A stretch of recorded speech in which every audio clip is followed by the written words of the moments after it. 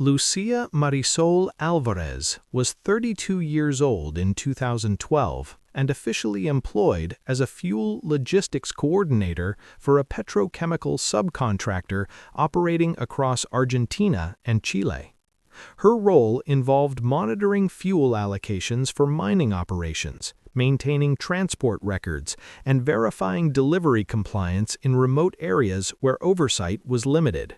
She was not an executive, but she had access to shipment data, route schedules, and internal documentation that most field workers never saw. This access placed her in a position of responsibility, but also exposure. Outside of her professional role, she was known to colleagues as disciplined, methodical, and physically capable, particularly in mountainous terrain. She frequently volunteered for assignments that required extended stays in isolated Andean regions, a pattern that later became significant. Lucia was born in Chihuahua, Mexico. Her father, Raúl Alvarez, was Argentine, a civil engineer who spent much of his career working on infrastructure and mining-related projects throughout South America. Her mother, Elena Marisol, remained in Mexico, where Lucia returned periodically but never fully resettled after her father's death. Raúl Alvarez died in 1999, leaving behind technical notebooks, old maps, and personal notes about the regions where he had worked. Lucia retained many of these materials. According to family members, she also retained her father's habit of studying terrain carefully and treating hiking not as leisure, but as preparation and familiarity with land. By 2010, Lucia was facing growing legal difficulties in Mexico. 2 cases were opened against her by federal authorities. The first involved allegations of illegal resale of subsidized petroleum products. Investigators believed that fuel allocated for industrial or regional development use had been diverted and sold at commercial rates through intermediaries. Lucia was accused of falsifying transport verification documents and approving shipments that never reached their reported destinations. The second case concerned environmental violations, specifically related to unregulated fuel handling and dumping tied to the same network. While Lucia was not identified as the organizer, she was considered a critical logistical participant. These cases had not yet reached trial by 2012, but subpoenas had been issued and her financial records were under review. During this period, Lucia continued working in South America. Her employer did not publicly acknowledge the investigations, but internal correspondence later revealed concern about her legal exposure. Requests for interviews were delayed. Travel was extended. Lucia cited ongoing fieldwork and compliance inspections as reasons for her limited availability. She did not deny the allegations directly, but she did not cooperate either. Instead, she increasingly positioned herself in locations that were difficult to reach quickly, often citing poor connectivity and operational necessity. Hiking played a consistent role in her routine. She was not affiliated with any hiking clubs and preferred solo routes. Her hikes were often scheduled immediately after work-related site visits, allowing her to move deeper into remote areas without drawing attention. She documented some routes privately, but rarely shared plans in detail. According to colleagues, this was presented as a personal safety preference, though it also meant fewer people knew her exact movements. In March 2012, Lucia was assigned to verify fuel usage records connected to an infrastructure project near the Paso del Viento region of the Andes. This area was known for decommissioned mining sites, abandoned service routes, and limited cellular coverage. On March 17, she reported arriving in the region and requested an extension of her stay, citing discrepancies that required on-site confirmation. This request was approved. Around the same time, Mexican authorities attempted to contact her regarding pending interviews related to the fuel resale investigation. Records indicate that these communications were not acknowledged. On March 20th, Lucia was captured on security footage at a roadside service station on the Argentine side of the Andes. She purchased bottled water, packaged food, additional fuel canisters, and basic supplies consistent with a multi-day hike. She was alone. Her vehicle, a company-issued SUV, was later confirmed to have been parked nearby for several days. At the station, she appeared physically capable and not injured. There was no indication of distress, but witnesses later described her as focused and reserved, avoiding unnecessary conversation. Lucia informed one coworker via text message that she intended to take a short hike after completing her work-related tasks. This was consistent with her previous behavior. However, she did not submit a formal hiking route or estimated return time. This omission was unusual but not precedented. Her phone last connected to a cellular tower at 14:06 local time on March 18th. No further communication was recorded after that point. When Lucia did not return to her vehicle or report back by March 21st, her absence was initially attributed to weather-related delays. Snowfall and wind conditions in the region were unstable during that week. By March 24th, concern escalated.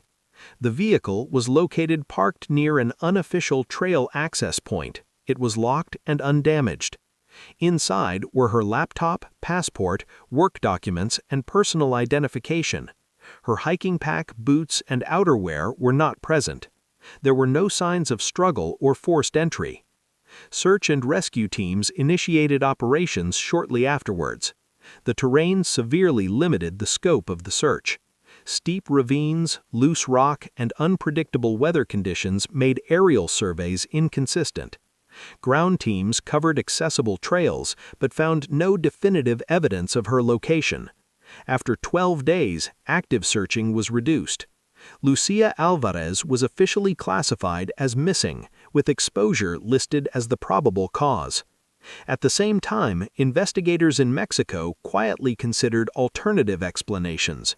A woman under investigation for fuel trafficking who disappears in a remote international region raises questions beyond accidental death.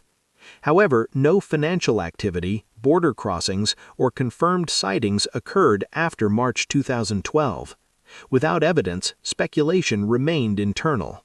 Lucia Alvarez had entered the Andes as a worker, a hiker, and a suspect. She did not emerge as any of them. The official search for Lucia Marisol Alvarez began on March 25, 2012, 7 days after her last confirmed contact. The delay was not unusual for remote Andean regions, where weather disruptions and communication gaps often caused late check-ins. By the time her absence was formally reported, conditions in the Paso del Viento area had deteriorated. Snowfall had accumulated at elevations where hikers would normally expect passable ground. Wind patterns had shifted, reducing visibility and grounding helicopters for extended periods. These factors immediately limited the scale and effectiveness of any search operation. Argentine search and rescue teams approached the case as a standard missing hiker scenario. Initial assumptions were that Lucia had deviated from her intended route, suffered an injury, or been caught in a sudden weather change. Ground teams focused on established trails, ravines, and water sources within a 10-kilometer radius of the parked vehicle. Aerial reconnaissance was attempted when weather allowed, but the mountainous terrain created blind zones where visual confirmation was impossible. No footprints could be reliably tracked due to fresh snowfall. No discarded equipment or clothing was located during the first phase of the search. Lucia's hiking experience complicated operational planning. Because she was known to be competent and physically prepared, rescue coordinators believed she might have sought shelter rather than panicked or continued moving recklessly. This led to attention being placed on natural shelters such as overhangs, tree lines, and visible cave entrances along known routes. However, many such locations were inaccessible without significant risk to search personnel. Budgetary and safety constraints forced commanders to prioritize areas with the highest statistical likelihood of recovery, not exhaustive coverage. After 12 days, the active phase of the search was reduced. A final report concluded that survival beyond that window was unlikely given the temperatures and conditions. Lucia was listed as missing, presumed deceased due to environmental exposure. No formal death declaration was issued, leaving her legal status unresolved. This classification effectively closed the case in Argentina unless new evidence emerged. While Argentine authorities treated the disappearance as a probable accident, Mexican investigators viewed the situation through a different lens. Lucia was an active subject in 2 federal cases involving illegal fuel resale and environmental violations. Her disappearance occurred at a time when pressure was increasing. Financial accounts linked to her had been flagged. Interview requests had gone unanswered. The timing raised concerns that she may have deliberately vanished to avoid prosecution. However, investigators faced significant obstacles. There was no evidence of identity fraud following her disappearance. No passport usage was recorded. Border crossings under her name ceased entirely. Financial monitoring showed no withdrawals or transfers after March 2012. For a staged disappearance to succeed, it would have required external assistance, yet no associates came forward, and no network activity suggested coordination. Without tangible proof, the theory remained speculative. Communication between Argentine and Mexican authorities was limited. The disappearance did not meet the threshold for joint task force coordination. From Argentina's perspective, there was no confirmed crime. From Mexico's perspective, there was no body and no confirmation of flight. As a result, the investigations ran independently, each constrained by its own assumptions and jurisdictional limits. Lucia's employer conducted an internal review shortly after she was reported missing. Officially, this was framed as a compliance audit triggered by an employee disappearance. Unofficially, internal correspondence later revealed concern that Lucia may have taken sensitive documents with her. Inventory checks confirmed that several internal reports and a portable hard drive assigned to her were unaccounted for. Management did not report this as theft, likely to avoid scrutiny. Instead, they assumed the materials had been lost in the wilderness. Over the next several years, Lucia's case faded from operational priority. Search activity ceased entirely by late 2012. Her vehicle was reclaimed by the company. Her personal effects were transferred to storage. No memorial or marker was placed near the trailhead. In Mexico, the legal cases against her stalled. Without a suspect or a body, prosecutors were unwilling to proceed. Files remained open but inactive. Lucia's mother, Elena Marisol, continued to pursue answers. She contacted Argentine authorities repeatedly, requesting renewed searches. Each request was denied due to cost, risk, and lack of new information. Elena also attempted to pressure Mexican officials to declare her daughter legally dead so that assets and records could be resolved, but this was also denied. Lucia existed in a legal limbo, neither alive nor deceased. Between 2013 and 2018, no credible sightings were reported. Occasional rumors surfaced in online forums dedicated to missing persons and remote hiking incidents, but none were substantiated. Satellite imagery reviews yielded nothing conclusive. The region where Lucia disappeared remained largely unchanged, remote, sparsely monitored, and rarely visited except for professionals with specific reasons to be there. Internally, some investigators acknowledged unresolved inconsistencies.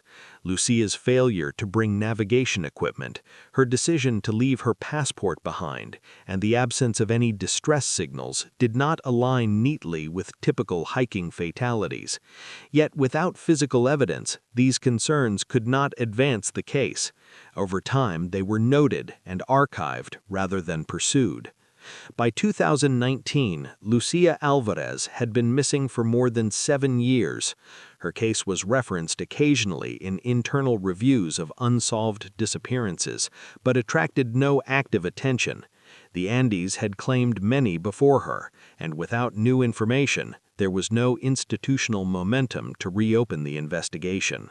In September 2019, a joint Chilean geological and safety assessment team was assigned to survey structural instability near a decommissioned mining corridor close to the Paso del Viento region. The project was routine and unrelated to any missing persons investigation. Its purpose was to evaluate underground voids created by abandoned service tunnels and natural erosion that posed potential collapse risks. Seismic readings taken earlier that year indicated the presence of hollow spaces beneath a ridge that had experienced partial rockfall decades earlier.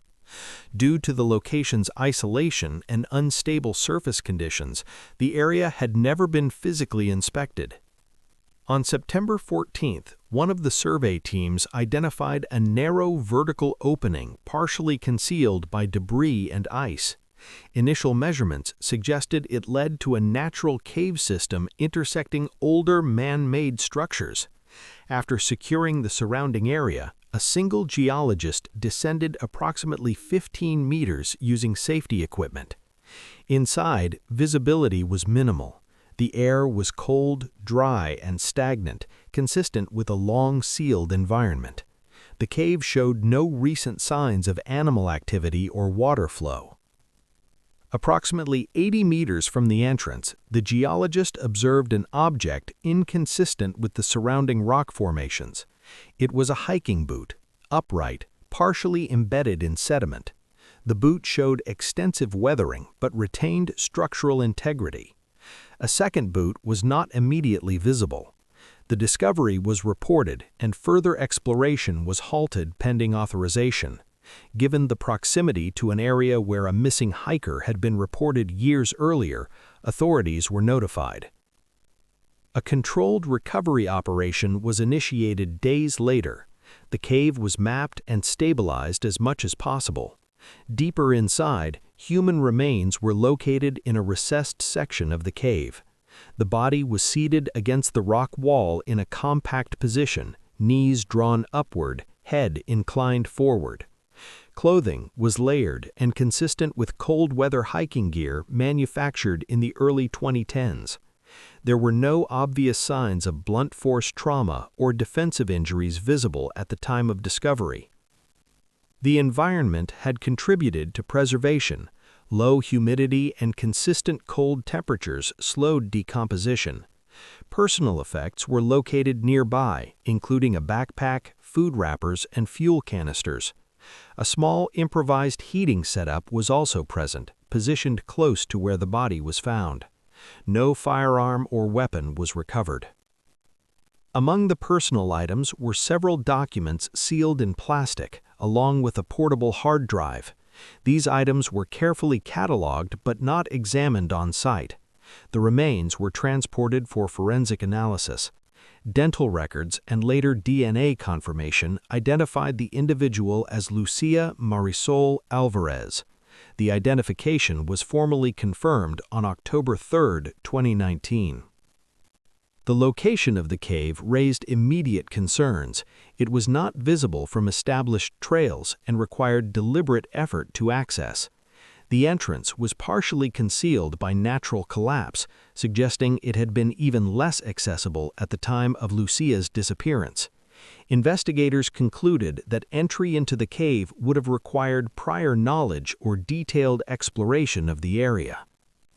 Forensic examination determined the cause of death to be carbon monoxide poisoning. Soot residue and equipment placement indicated that a fuel-based heating device had been used in an enclosed space with insufficient ventilation. Death was determined to be accidental rather than intentional. Time of death estimates aligned with the period shortly after Lucia was reported missing in 2012. The discovery invalidated the long-standing assumption that Lucia had died due to exposure in open terrain. It also contradicted theories that she had staged her disappearance to flee prosecution. She had remained in the immediate region, concealed rather than traveling onward. Once the contents of the recovered documents were reviewed, authorities realized that Lucia had not simply sought shelter. She had brought with her detailed handwritten notes, transaction records, and internal correspondence related to fuel distribution operations. The hard drive contained digital copies of similar material. These findings indicated intentional preservation rather than random survival behavior. The case was reopened. Argentine and Mexican authorities were notified. Jurisdictional cooperation, absent for years, became unavoidable. What had been considered a resolved tragedy now presented evidence of motive, planning, and concealed activity that extended far beyond a hiking accident. Lucia Alvarez had not vanished into the mountains without purpose. She had entered a place designed to keep her unseen, carrying information she believed needed to survive with her. Following confirmation of Lucia Alvarez's identity and cause of death, investigators shifted focus from recovery to analysis of the materials found inside the cave. The documents and digital storage recovered with her remains were preserved carefully due to their condition and potential legal relevance. Initial review was conducted jointly by Argentine federal investigators and representatives from Mexico's Fiscalía General, given Lucia's nationality and her status in ongoing cases at the time of her disappearance. The handwritten notebooks contained structured records rather than personal reflections. They detailed fuel shipment identifiers, altered delivery volumes, vehicle registration numbers, and dates spanning nearly 4 years. Cross-referencing these entries with corporate transport logs revealed deliberate inconsistencies. Entire shipments listed as delivered to industrial sites had been redirected or partially siphoned. Lucia's notes identified the discrepancies precisely, often annotating where falsified signatures or weight records had been inserted. This indicated that she was not merely aware of the illegal activity, but actively documenting it. The portable hard drive proved more significant. It contained scanned contracts, internal emails, and audit reports that had never been submitted to regulatory agencies. Several files showed correspondence between mid-level executives and regional supervisors discussing loss adjustment and redistribution using coded language consistent with known fuel diversion schemes. Lucia appeared to have copied these materials intentionally rather than accidentally retaining work files. Metadata analysis showed that the last files were accessed and modified shortly before her disappearance. Investigators also found drafts of unsent emails addressed to Mexican federal authorities. These drafts outlined Lucia's request for immunity in exchange for cooperation. The messages referenced fear of retaliation and an inability to return to Mexico safely. There was no evidence that these emails were ever transmitted. The lack of network connectivity in the region and her decision to isolate herself suggested she was attempting to delay exposure while preserving evidence. The choice of location became clearer through this material. Among the recovered documents were old engineering sketches and regional maps attributed to her father, Raúl Alvarez. These included references to decommissioned tunnels and natural caves in the Paso del Viento area. Lucia had marked one location with notes indicating stable temperature and concealment. This confirmed that the cave was not a random shelter, but a planned hiding place selected based on prior knowledge. Forensic reconstruction suggested Lucia intended to remain in the cave temporarily. Food supplies indicated a planned stay of several days, possibly longer. The heating setup, however, was improvised and unsafe for prolonged use in an enclosed space. Investigators concluded that she underestimated the risk of carbon monoxide accumulation. There was no evidence of suicidal intent. Her preparations were consistent with someone planning to survive and wait, not to die. The material forced Mexican prosecutors to reassess their earlier position. Lucia was no longer viewed solely as a suspect evading justice. She was now considered a potential whistleblower who had attempted to secure leverage before cooperating. Several individuals named in her documents were previously unknown to investigators. This expanded the scope of the fuel diversion case significantly. Despite the weight of the evidence, consequences were limited. Corporate legal teams contested the admissibility of materials recovered posthumously and from outside formal reporting channels. Internal disciplinary actions occurred quietly. Public charges were rare. Lucia's role was acknowledged in sealed filings but not emphasized in public statements. Her death was officially ruled accidental. The disappearance was reclassified. However, the underlying system she documented remained largely intact. Lucia Alvarez had died alone in a cave, not because she was hiding from the law, but because she believed evidence could outlast her long enough to matter. By early 2021, nearly 9 years after Lucia Marisol Alvarez disappeared, both Argentina and Mexico issued formal conclusions regarding her case.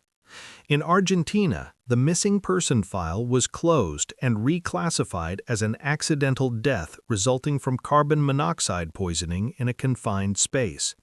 In Mexico, prosecutors terminated active proceedings against Lucia posthumously, citing her death and the impracticality of continuing criminal action. These administrative closures created the appearance of resolution, but they did not address the broader implications raised by the evidence recovered from the cave. The materials Lucia left behind were reviewed extensively but cautiously. Mexican authorities initiated internal reviews based on her documentation, focusing on fuel diversion practices within subcontracted petrochemical operations. Several individuals named in her records were questioned informally. A small number of mid-level managers resigned within a year of the review, officially for unrelated reasons. No high-profile indictments followed. Legal barriers, jurisdictional limits, and the absence of live testimony made prosecution difficult. Lucia's evidence, while detailed, was not enough on its own to dismantle a system designed to obscure responsibility. Lucia's mother, Elena Marisol, was informed of the findings through official channels. She was notified of her daughter's death, the cause, and the circumstances of discovery. She was also informed, in general terms, that Lucia had been in possession of work-related documents at the time of death. Details about the whistleblower implications were not shared publicly. Elena traveled to Argentina to receive Lucia's remains. There was no public ceremony. The transfer occurred quietly, following standard diplomatic procedures. Elena later stated that she had never believed her daughter had simply wandered into the mountains and died. The confirmation that Lucia had chosen her location and brought documentation with her validated some of her long-held suspicions. However, the absence of accountability frustrated her. No officials apologized for the delays or misjudgments in the investigation. No acknowledgement was made regarding the years Lucia spent categorized as a reckless hiker rather than a worker under pressure. The cave where Lucia was found was sealed permanently after recovery operations concluded. Authorities cited safety concerns and structural instability. No marker or sign was placed to indicate what had occurred there. The area was removed from public access maps. From an administrative perspective, sealing the site reduced liability. From a symbolic perspective, it ensured that Lucia's final location would remain anonymous and unvisited. Within investigative circles, Lucia's case became an example cited in internal training discussions. It illustrated how assumptions can limit inquiry and how jurisdictional separation can delay understanding. However, these discussions remained internal. Public narratives about missing hikers in the Andes continued to emphasize environmental risk and personal error, not the possibility of deliberate concealment for non-criminal survival reasons. Lucia's employer never issued a public statement acknowledging her role beyond confirming her employment status at the time of disappearance. The company maintained that any wrongdoing identified in her documents had been addressed through internal compliance reforms. These reforms were not independently audited. For the industry, the case closed quietly, without the disruption that public trials or admissions might have caused. Legally, Lucia Alvarez exists now only in records. Her name appears in a missing persons database, a closed criminal case file, and a sealed investigative appendix referencing evidence recovered posthumously. There is no official designation recognizing her as a whistleblower. Such recognition would have required legal proceedings that never occurred. As a result, her intent remains inferred rather than acknowledged. The narrative that remains publicly accessible is incomplete. It states that a petrochemical worker and part-time hiker disappeared in 2012 and was later found deceased in a cave due to an accident. What it omits is the context of pressure, the attempt to preserve evidence, and the failure of institutions to respond before isolation became her only option. Lucia Alvarez did not escape responsibility, nor did she survive long enough to confront those she documented. Her actions fell between legal categories, leaving no framework for recognition or consequence. The systems she tried to expose continued operating with minor adjustments. The mountains, indifferent to intent, preserved her long enough to return her body, but not her voice. The case was closed, the records were archived, and the Andes returned to silence.